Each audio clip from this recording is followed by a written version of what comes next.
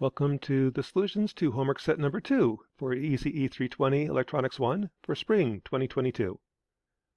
The first problem asks, when you have a semiconductor, I've got p-type and n-type silicon. So suppose I take a piece of semiconductor and I connect p-type to n-type. In this case, current flows p to n, but doesn't flow backwards. How come? Well, there's a couple ways to explain it. One way is when current flows p to n, I'm using majority carriers. I'm using holes in the p-type region, electrons in the n-type region. So holes are flowing the direction of current flow, holes are plus charged. Electrons flow the opposite direction, they're negative charged. When they combine, they don't explode, the electron fills the missing covalent bond. With majority carriers, I have a large number of carriers. A large number of carriers means low resistance. When current flows backwards, I'm using minority carriers, and there just aren't very many of them.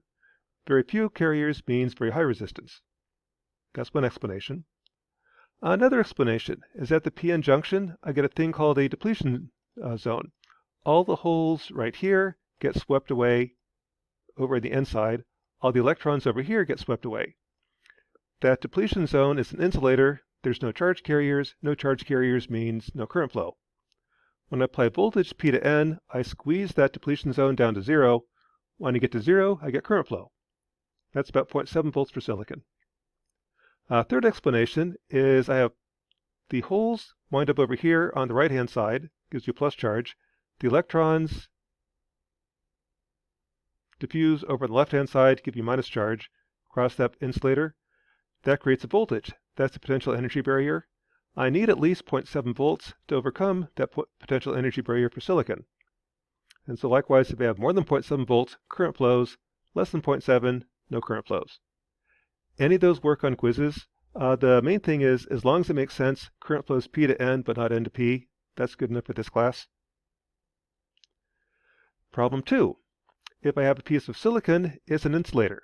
If I dope it with phosphorus, I can create free electrons. What happens is phosphorus has 5 electrons in its outer shell.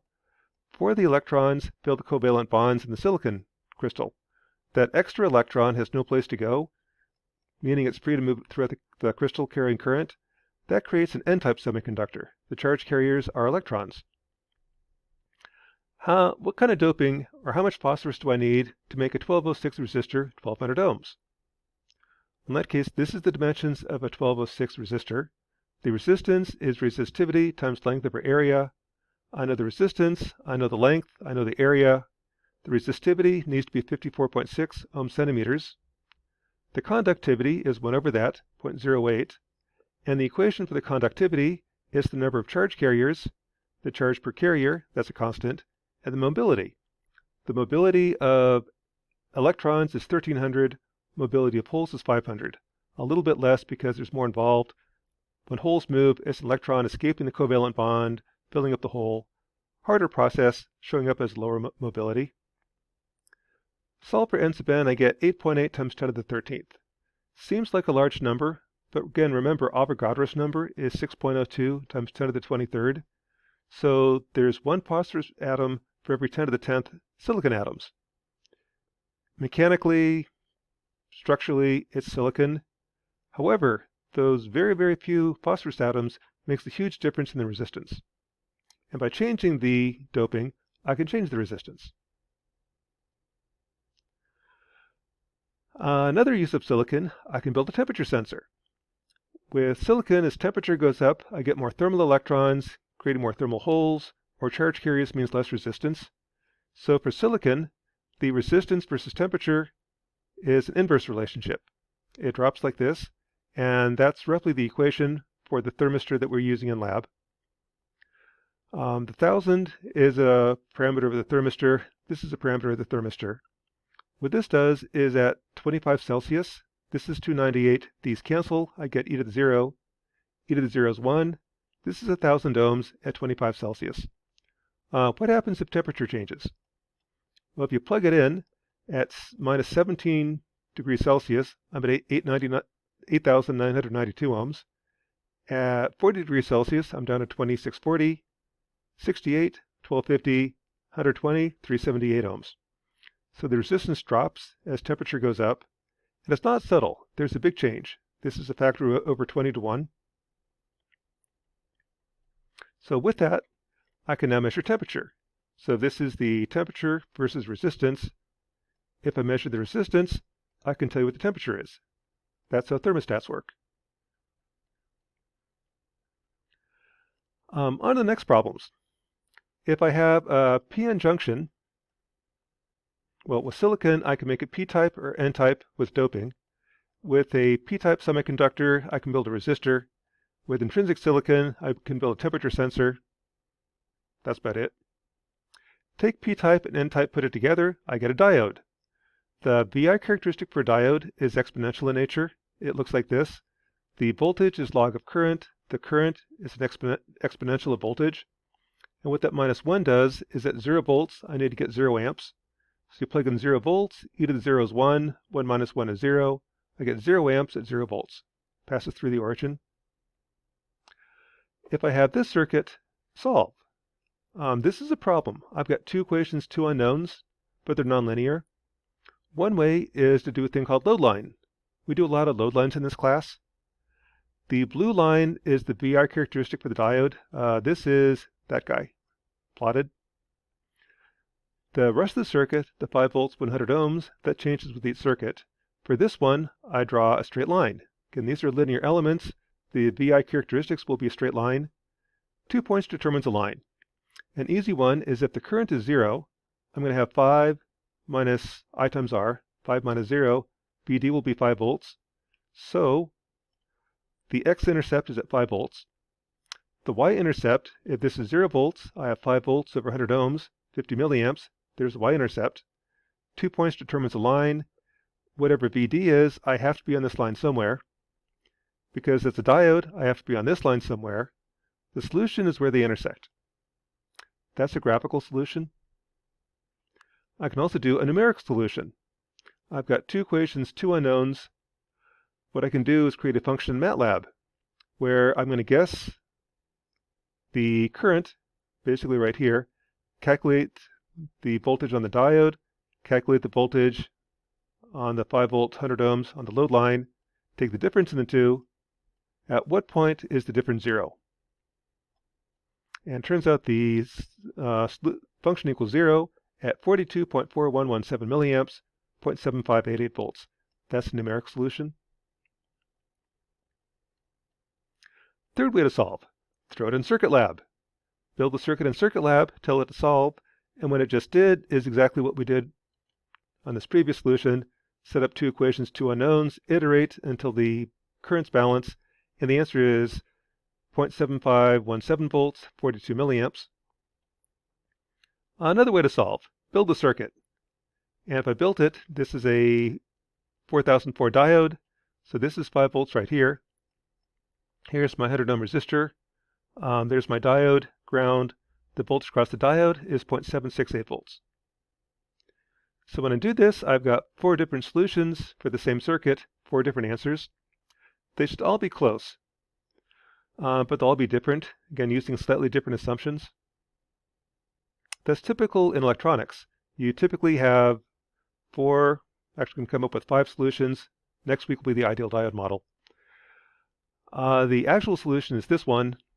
All the other ones make slight approximations using a model. All models have slight imperfections. They'll be close, but slightly different. Okay, so that was for one diode. Now let's do 3 diodes. This is what you can expect on the quiz on Thursday. Given this circuit, write n equations for n unknowns. Now back what you did in circuits 1 is I could write the voltage node equations, current loop equations. That always works. Solving might be hard because these are going to be nonlinear equations, but voltage nodes, current loops always work. With diodes, voltage nodes is actually a little bit easier. With this circuit, I've got 3 unknowns, V1, V2, V3. I've got 3 unknown currents, so I need 6 equations, 6 unknowns. Start with the diodes. If I know the voltage across the diode, I can tell you the current. As back with this equation up here, this corresponded to a diode, and the standard for diode is kind of sloppy. If this is the voltage across the diode, VD, the current goes this way, that's ID. The voltage right here is always in that orientation. So, this one, the voltage across the diode is 5 minus V1. So the diode equation, that's your VD, 5 minus V1. For this diode, the voltage across it is V2 minus V1. For this diode, the voltage across it is V2 minus V3. So those are the three diode equations. Now write the node equations. The current left is at node 1. Current left, down, down, down, down, equals 0. The current left is just minus ID1. This current is minus ID2, plus V1 minus V2 over 100, plus V1 minus V3 over 100, plus V1 over 100 equals 0. First equation. Second equation, add V2. This current plus that current equals 0. This is plus ID2 plus ID3 plus V2 minus V1 over 100. Second equation. Third equation. Let's do this one in green. Current up, down, and right equals 0. Current up is minus ID3 plus V3 over 100 plus V3 minus V1 over 100 equals 0. 6 equations, 6 unknowns. Now solve. This is where MATLAB's kind of useful. I'm going to create a function. I'm going to guess the voltages. Okay, MATLAB is a matrix language. I'm going to pass a matrix. That's a 3 by 1 matrix. What that matrix means, that's my guess of V1, V2, V3. Here's the diode equations. Again, this is the voltage across each diode. These are the voltage node equations. Instead of setting them equal to 0, I'm going to call it E1, E2, E3. If I guess the voltages correctly, these will be 0. If I'm incorrect, the currents don't balance. So this is the imbalance. And let's have J be the sum squared error. The reason I'm doing that is the minimum of J is 0. That's at the solution.